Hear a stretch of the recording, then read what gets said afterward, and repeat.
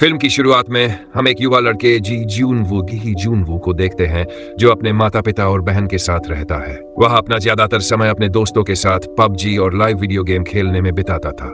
एक दिन जब वह गेम खेल रहा होता है और उसका परिवार घर पर नहीं होता, तब अचानक टीवी पर न्यूज आती है। न्यूज में बताया जाता है कि सियोल में एक खतरनाक वायरस फैल गया है। संक्रमित लोग एक दूसरे को काट रहे हैं। यह वायरस इतना तेजी से फैला कि अब यह सरकार के नियंत्रण से बाहर हो चुका है। जो लोग संक्रमित नहीं हैं, उन्हें बचने का कोई रास्ता नहीं मिल रहा। यह सुनकर जून वू बालकनी से बाहर देखता है और पाता है कि लोग एक दूसरे को बेरहमी से काट रहे हैं। यह देखकर वह घबरा जाता है।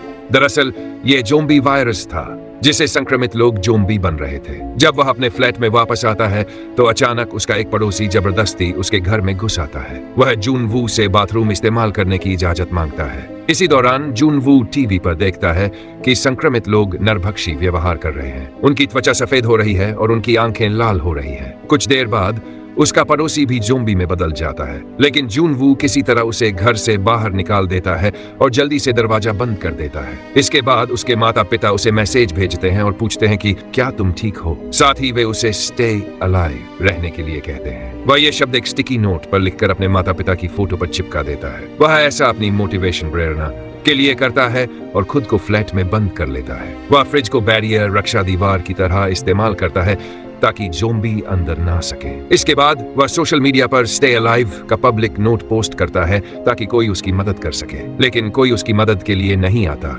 क्योंकि जिस इलाके में वह था वहां ज़ोंबी ही ज़ोंबी थे। वह जब भी ड्रोन से सिग्नल पकड़ पाता तो यह पता चलता कि पूरा इलाका संक्रमित हो चुका है। धीरे धीरे उसका मोबाइल फोन भी डेड हो जाता है। अब यह वायरस उसके आसपास बहुत तेजी से फैल चुका था और हर कोई ज़ोंबी बन चुका था। खास बात यह थी कि ये ज़ोंबी अपनी पुरानी आदतें नहीं भूले थे। अगर कोई फिस जाता था तो ज़ोंबी बनने के बाद भी वह फिस जाने की कोशिश कर रहा था। यह सुनकर ऐसा लग रहा था कि ज़ोंबी का एक नया कॉन्सेप्ट देखने को मिल रहा है। एक रात वह देखता है कि एक महिला पुलिस अफसर ज़ोंबी से लड़ रही होती है ताकि वह अपनी जान बचा सके, लेकिन ज़ोंबी उसे भी मार देते हैं। यह सब कुछ जून वू की आंखों के सामने होता है। वह ज़ोंबी का ध्यान अपनी तरफ खींचने की कोशिश करता है ताकि वह महिला बच सके, लेकिन वह असफल रहता है। इसी बीच एक ज़ोंबी उसके अपार्टमेंट का मुख्य दरवाजा खोल देता है और उसकी तरफ बढ़ने लगता है। जून वू एक ड्रामा सीन क्रिएट करता है जैसे कि वह इमारत से गिर गया हो। यह देखकर कुछ ज़ोंबी भी इमारत से कूद जाते हैं और मर जाते हैं, लेकिन जून वू अपनी चालाकी से बच जाता है। जब वह अपनी जान बचाकर वापस आता है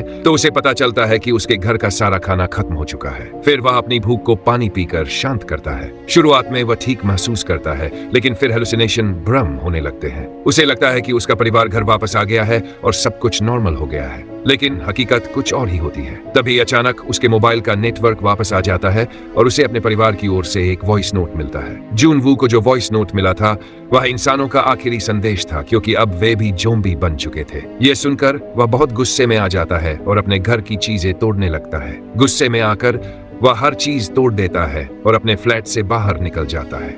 लेकिन जब वह बाहर जाता है और डरावने ज़ोंबी को देखता है और उनसे लड़ाई करता है तो वह फिर से अपने फ्लैट में लौट आता है। उसे बस एक ही चीज याद थी, स्टे अलाइव।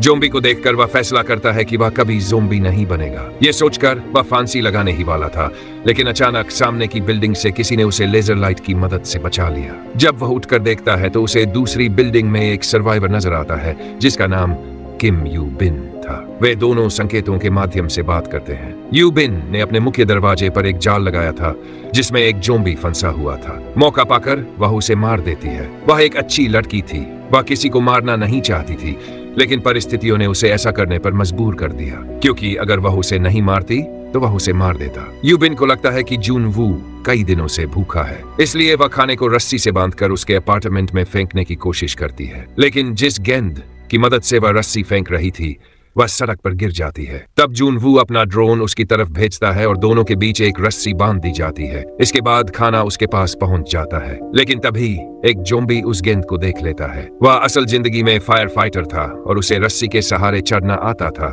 क्योंकि यह उनके स्वभाव में होता है कि वे अपनी पुरानी आदतें नहीं भूलते। वह उस गेंद को खींचता है जिससे वह रस्सी यू बिन की टेबल से बंधी थी। जैसे ही टेबल हिलती है वह यू बिन से टकराती है और वह बेहोश हो जाती है। अब ज़ोंबी रस्सी के सहारे ऊपर चढ़ने लगते हैं। तभी जून वू अपने ड्रोन को उनके आसपास भेजता है ताकि उनका ध्यान भटक सके और एक जोम्बी के चेहरे पर कट लगा देता है। लेकिन तभी उसके मुख्य दरवाजे पर जोम्बी उसे तोड़ने की कोशिश करने लगते हैं। इससे जून वू का ध्यान भटक जाता है और वह जोम्बी ड्रोन को पकड़ लेता है। अब यू बिन होश में आती है और उस जोम्बी का हाथ काट देती है। वह नीचे गिरकर मर जाता है।